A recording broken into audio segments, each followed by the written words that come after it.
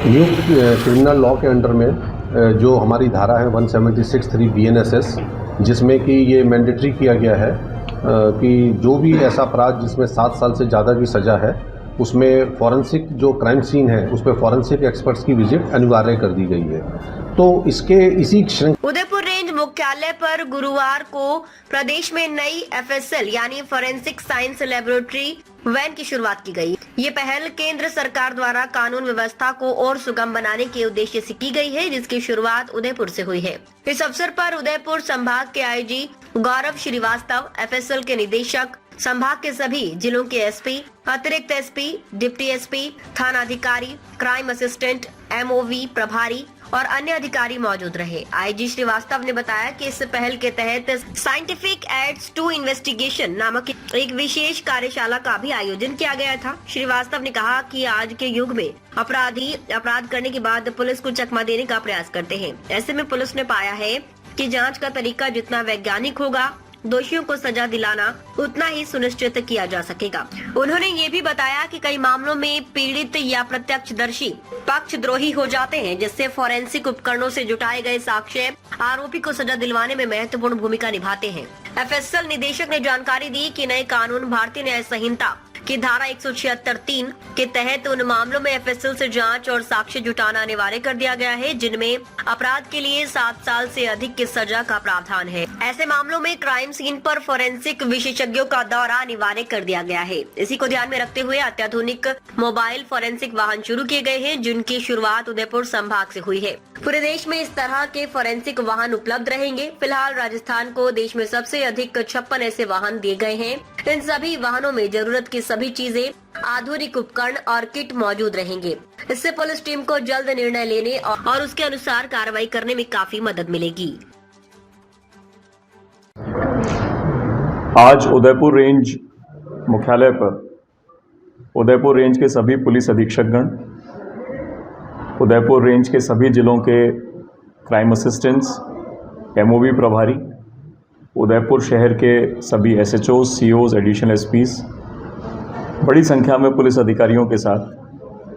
Director साहब FSL और Udaipur FSL की टीम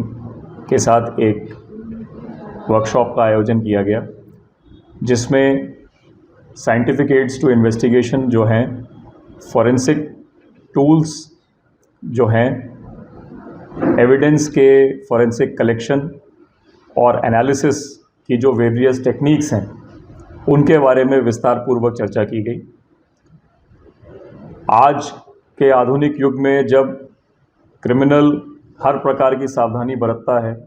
अपने ट्रैक्स को कवर करने का प्रयास करता है, अपनी पहचान छुपाने का प्रयास करता है, पुलिस को गच्चा देने का प्रयास करता है, तो हमने उसमें देखा है कि जितना हमारा एविडेंस कलेक्शन का तरीका साइंटिफिक होगा,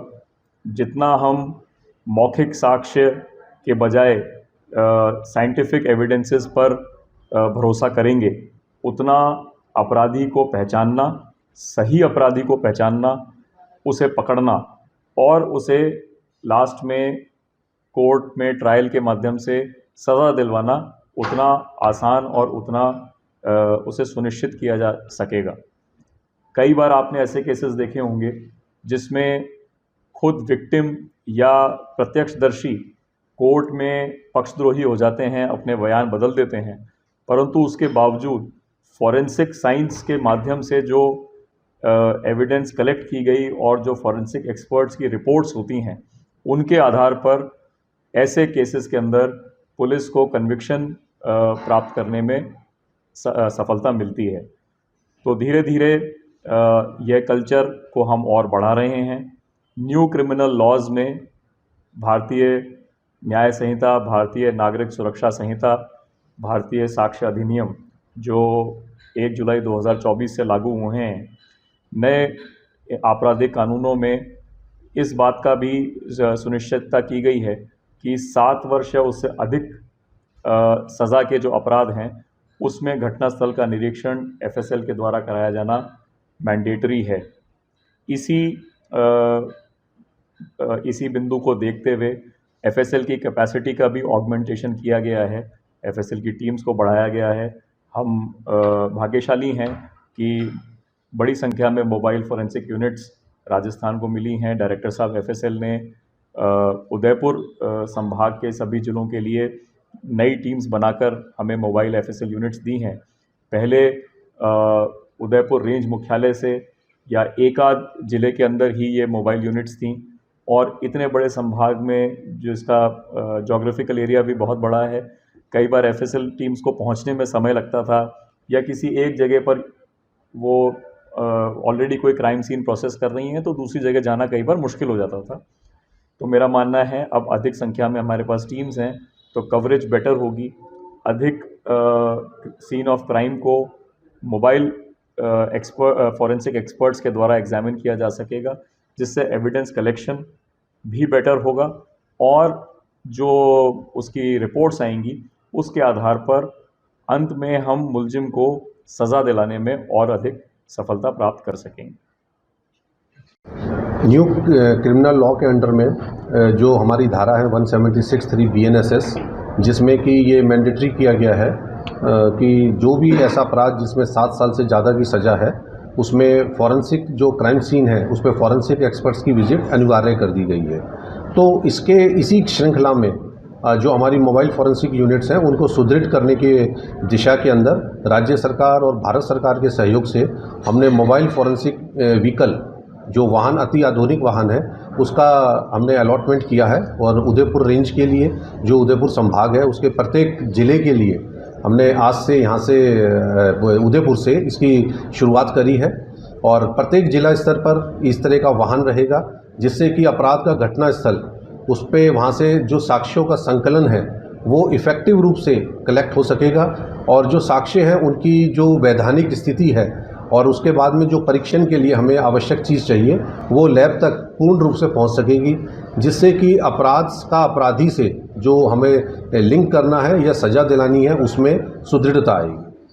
तो सर कितनी गाड़ियाँ मिली हैं और उदयपुर में कितनी क्या? उदयपुर के अंदर हमने टोटल 5 संभाग स्तर पर टोटल सभी ज़िलों के लिए 5 गाड़ियाँ दी हैं, और बाकी पूरे राजस्थान के लिए हमें 56 गाड़ियाँ मिली हैं। तो इस तरीके से प्रत्येक ज़िले के लिए, हर संभाग के लिए हमने व्हीकल्स अलॉट किए हैं। और पहले से अब किस तरह की सुविधा मिलेगी सर? पहले जो मिलती थी, पहले हमारे पास में जो व्हीकल्स थे या जो टेक्निक्स थी वो इस स्तर की नहीं थी। जो अब जो वाहन है उसके अंदर 14 प्रकार की किट्स हैं, जो किसी भी अपराध घटना स्थल पर किसी भी तरह के साक्ष्य को लेने के लिए सक्षम है, और बहुत सारी चीज़ों का परीक्षण हम लोग मौके पे कर सकते हैं। परीक्षण का मतलब है कि जो प्रारंभिक परीक्षण होता है किसी भी चीज़ के लिए, किसी भी एविडेंस के कलेक्शन के लिए, वो मौके पर ही हो जाएगा। तो तकनीकी रूप से ज़्यादा सुदृढ़ हो जाएंगे, जिससे कि जो हमारा जो नया आपराधिक कानून है उसके अंदर जो जिस तरीके का समावेश चाहिए न्यायिक प्रक्रिया में, उसमें हम लोग उसमें भागीदारी दे सकेंगे।